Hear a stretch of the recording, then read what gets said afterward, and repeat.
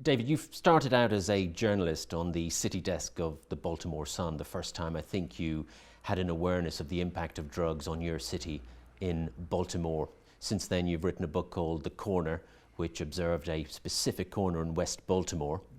Later still, you wrote a series called Homicide, and of course the award-winning The Wire. It seems like a lot of your professional life has in some way involved an observation on the impact drugs has had on your city, Baltimore, and your country, America. Yeah, I am in a very drug-saturated city, Baltimore, sort of at the point of the spear when it comes to the drug war. And it was clear that the dystopia of the American drug war was the crime that kept on giving in my city. Other things were sort of singular events.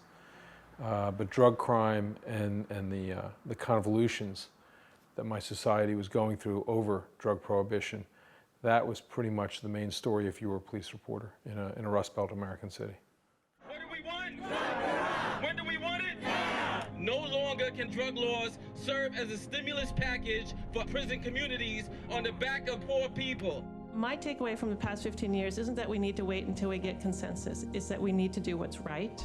If there are people like this body who are the sentencing experts that are supposed to tell Congress and tell the public what the right thing to do is, I just urge you to do it. One of the most powerful aspects of the film is the way it identifies how the war on drugs impacts mostly on the most marginalized, the most defenseless, the most vulnerable, otherwise known as the poor. Poor. Absolutely. In fact, I'm not entirely unconvinced that it is not largely intended as a war on the poor now. I'm not sure that we can distinguish anymore. It may have begun a long time ago as a war on dangerous drugs, but at some point it morphed to the point where it was really about social control. And at this point, it's about doing something with the 15% of my country that we don't need anymore for our economy. We've lost our manufacturing base, and we don't need a laboring class.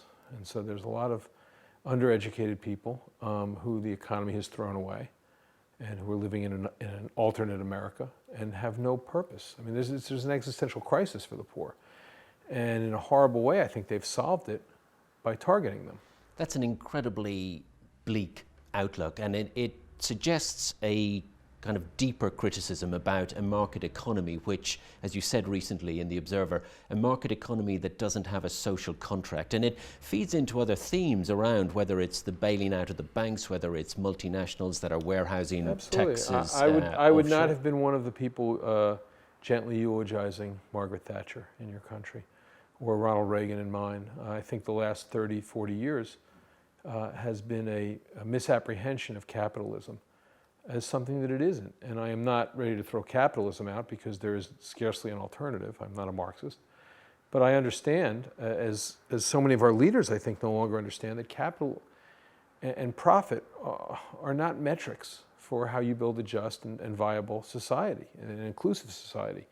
They're metrics for how much money you can generate, and generate in the short term in some sense, since most of our markets measure things in terms of quarters, and most of our analysts want to see profits now. So they're not even concerned with the long-term health of the industry, let alone society.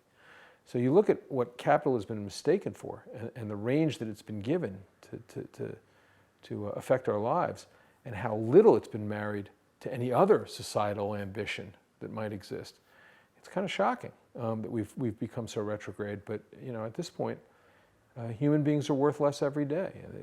Our market-based economy is making sure of that. When capitalism started out, it was fairly unrestrained, and you had things like the Industrial Revolution in your country and the age of the robber barons in mine.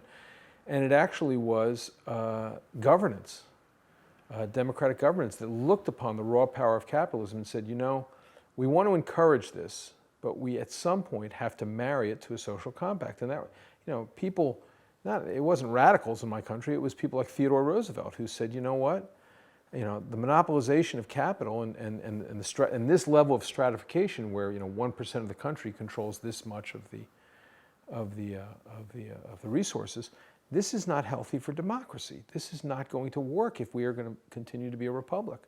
So there was a proportionality that was introduced, and ultimately the great manifestation of that was collective bargaining, which has been systematically marginalized and damn near destroyed for the last 30 years.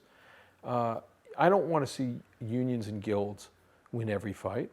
I don't want to see capital win every fight, but it's in that tension between the two that my country was able to create a consumer class that was the greatest economic engine the world's ever seen.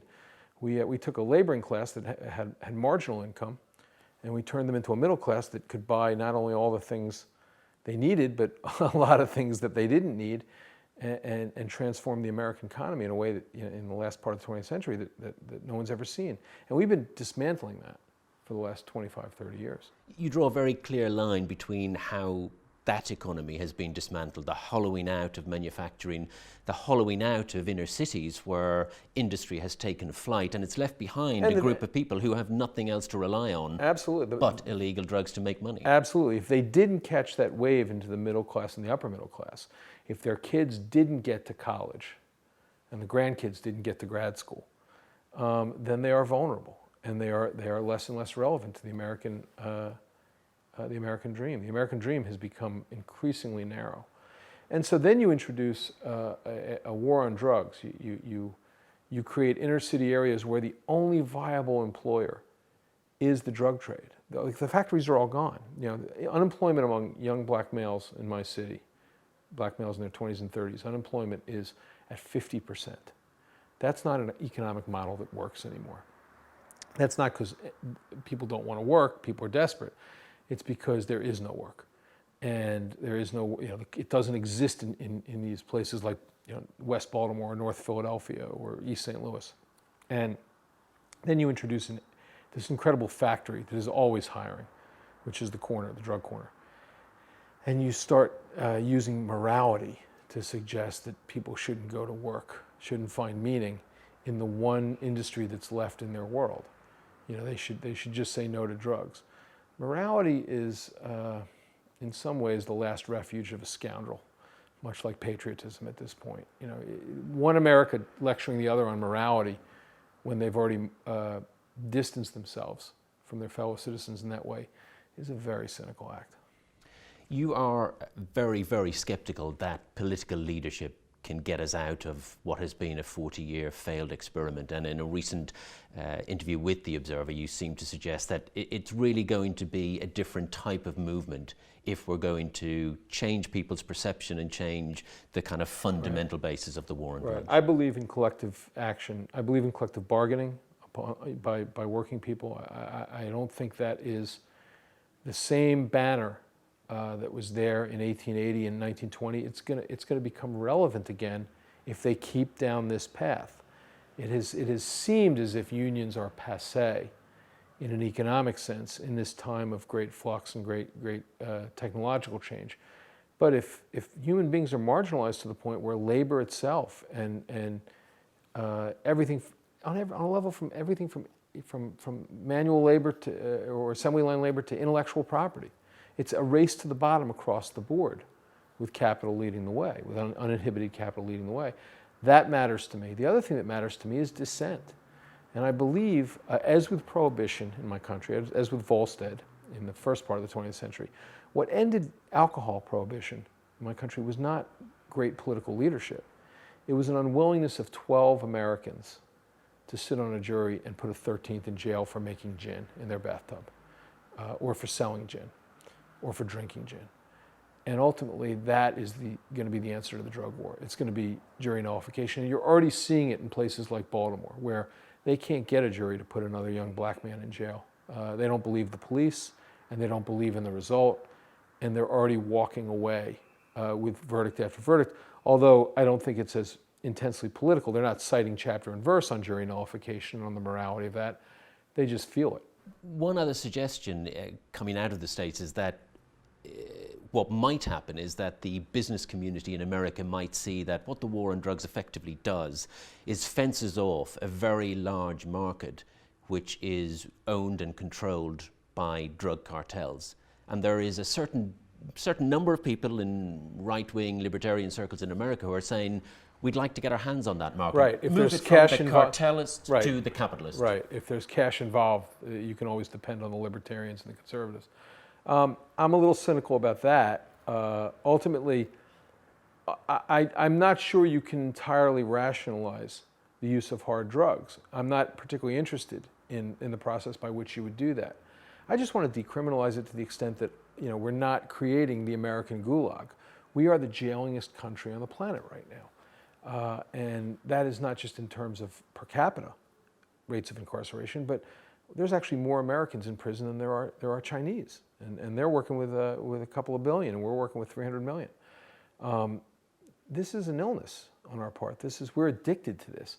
And ultimately, for as many capitalists or libertarians who say, there's profit in here, and there's venture capitalism that can be done here with this illegal drug market, there are also corresponding capitalists and venture investors who are lobbying. Their companies are now lobbying American legislatures for harder drug laws and for harder laws against illegal immigration.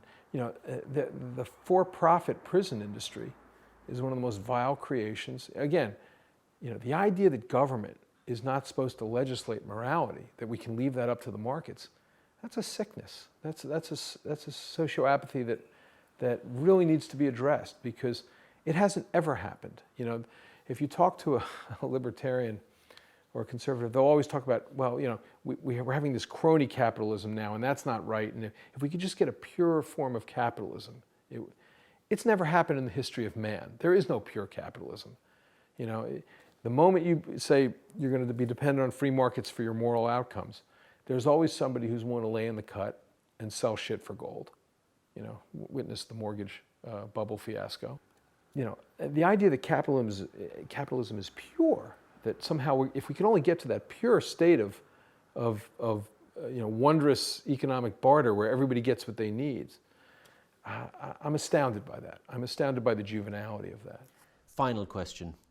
There are a lot of critics emerging about the way the market economy appears to be overheating, that the 1% is almost disengaging from the rest of society. People like Robert Reich, an ex-Labour secretary under Clinton, he's been banging the drum for years. The Age of Inequality, that documentary which is just about to come out, a powerful criticism of how it's failed the middle class, capitalism. Michael Sandel about the morality of markets. Do you think there is any possibility that a momentum will build in terms of a greater criticism of the kind of overheated market economy that we're currently seeing, and some restraining forces will be brought to bear? Well, we have certain problems in my country in terms of how the democratic ideal is translated through our government. We have representation problems in terms of the anachronisms of our Constitution and how the bicameral legislature works, and it doesn't represent our actual population. It certainly doesn't represent the polls on certain issues. We have problems with there is again, another problem. We have never defined a free market system in which capital has not endeavored to purchase the levers of government. That always happens, and you always have to be on guard on that. But basically, with Citizens United in my country, elections are about how much money you can throw on top of the pile. And the idea of one man, one vote is something that is receding in the American culture. But having said that, I actually think that things will have to get worse before they get better, but they will get better at some point when people have just had enough. And at some point, listen, I'm part of the 1%. I made a show for HBO. The checks come in the mail. I'm doing fine. If too many of us believe that democracy is about liberty, but not about some concomitant level of responsibility, then a certain totalitarian aspect, in which power is rooted in money and in wealth, is going to take hold and become entrenched. But I think there are a lot of people who understand that a republic requires as much responsibility as it does liberty. And it's in the tension between those two ideas that a great society is built. And you can't have one, you cannot have a great society without both things. And I think there are a certain number of Americans who are starting to argue that point vociferously now, belatedly. David Simon, thank you very much. Thank you.